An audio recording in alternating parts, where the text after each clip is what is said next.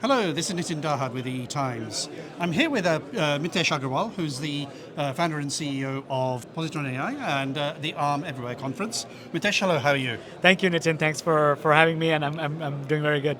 So my colleague Sally Ward-Foxton covered you Yeah. Recently, but obviously this is big news and you couldn't tell her about it because Yeah. everybody was tight-lipped, but everybody in the industry knew about Kind of, yeah. Phoenix Yeah. and the code name for this. So tell us a little bit about what you're doing with Arm here. We are very excited today to announce that Positron is one of the accelerator companies partnering with Arm to go on Arm CPU ecosystem, which they announced as the AGI CPU today. Yeah. So Positron's first generation cards, which are what you probably will see in the video that will run in the back. Yeah. Our Atlas systems will be on the Arm CPU host system, and then our next generation chips, which are called Azimuth and Titan system, will also be on the Arm CPU host system, the AGI CPU that they've been talking about. And the best part about this partnership is that we've been talking with Arm for a while. We've been actually working closely, co-engineering with them a lot around some of the workloads that we need to run from an agentic AI workflow, so multiple agents per user,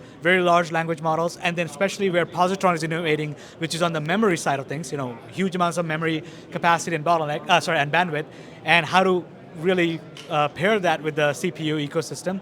So we've been working closely with Arm on really integrating our systems with the AGI CPU. So we are very, very excited because this is going to be one of the highest performing CPU host systems on the planet when it comes out, and the performance improvements that you'll see in the AI workflows will be massive when combined with accelerator ecosystems. I mean, we saw some data, and they actually compared Yeah. on the benchmarks with x86. Yeah. You were using x86 before, but Correct. those benchmarks weren't based on yours. But give us a little understanding of what Yeah. it means versus x86 or other architectures. I think, look, obviously x86 architectures are kind of embedded into every single accelerator, even today, even within, NVIDIA does primarily Grace, which is ARM-based ecosystem, Yeah. but even then, there are AMD and Intel-based ecosystem. Our first gen right now out in the market is both x86 AMD and Intel-based, but where we are really excited for the ARM AGI CPU is not only around the top-line numbers around maximum number of cores and what it means,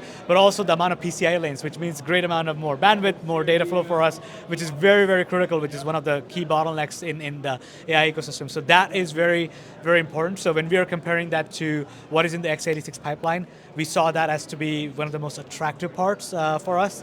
And alongside that, look, Arm is not only a big partner, they're also an investor in Positron, Yeah. and that allows us to be very close with them from an engineering and co-engineering perspective side of things as well. It's taken about 1.5 years of work on this, I guess. For them, they've done a lot of work, right? I mean, this is one of the things that I will say, maybe a lot of people either discount it or don't really put emphasis on, but Arm has been building CPUs for, in a way, a long time through their Neurons ecosystem, through their IP ecosystem. In fact, some of the world's foremost CPUs today, whether that's NVIDIA Grace, whether that's Graviton from Amazon, whether it's Google's, they're based and work closely with Arm. So it's Arm's first, CPU product to the general market, but Arm has been doing this for design structure for a long, long time and the advanced processing nodes. What does this mean now for your customers? I mean, are you expecting any customers with this new CPU pretty soon, or you just announced Oracle? Right. I guess that's not on the AGI CPU. That's not yet on the AGI CPU, but that is one of the key critical. I mean, Oracle is a big partner ecosystem for Arm, actually, right? And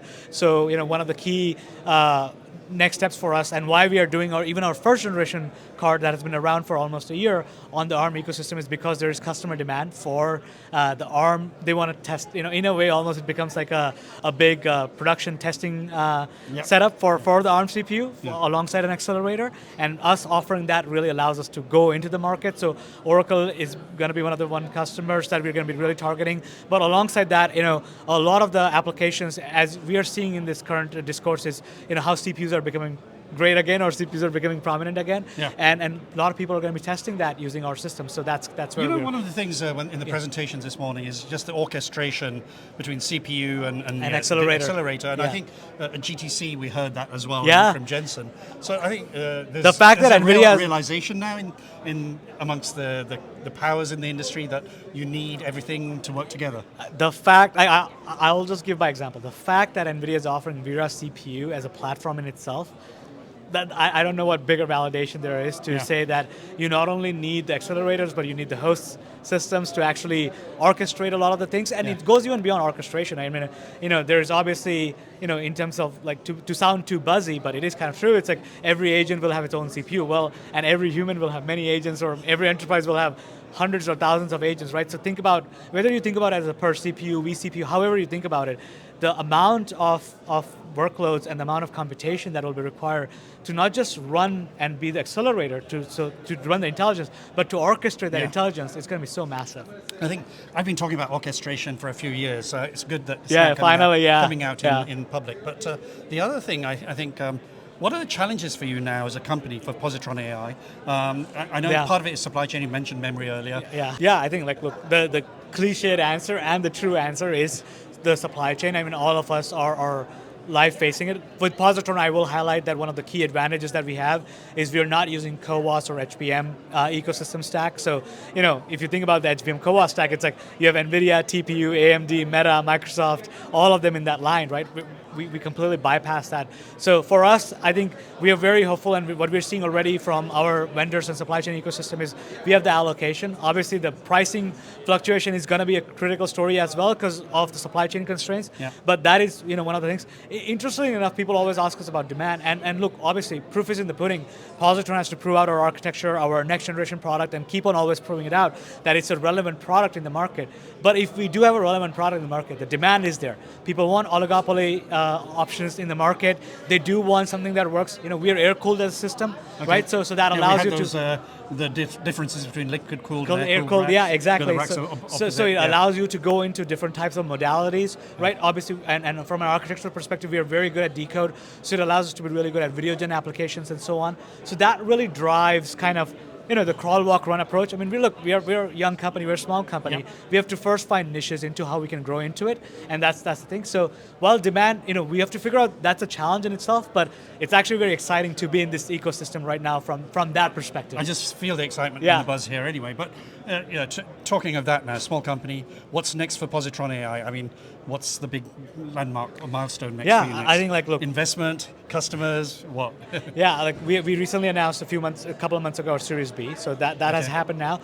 Oracle has been announced, but the biggest thing that I want to highlight is not only we are the first non-AMD, non-NVIDIA AI silicon to go into a hyperscaler, we'll be live by end of next month. So we will be live with our first generation product. So that's a big milestone. We'll be running real language model like LLM workloads, GPT, all like big open source models that are out there, including GPT-OSS. Is that in the Oracle or? It's in the Oracle Cloud that's going to go run. So that's one of the big milestones.